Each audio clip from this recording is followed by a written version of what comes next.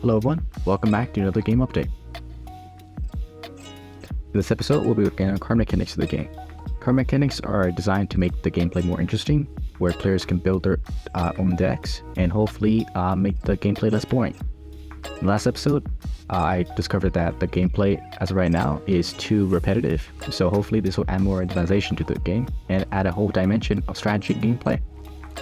First things first, I worked on the art. I was struggling with the designs a little bit, but eventually I set on 5 different designs for the cards. 1 to increase the speed of the units, 2 of them to increase the damage, 1 of them to heal existing units, and 1 just to add more units into the field.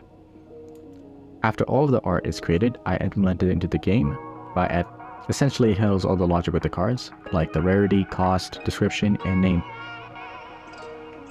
After that's done, I tested it out. You can see that for at least the speed card, it is working, but one bug that I found was that it only works for existing units. So past units, the solution for that is to buff the units in 2 places, 1 for existing units and 1 for future units. So that way, all of the units get the buff. That's all I have for you today. Thank you so much for watching and stay tuned for future updates.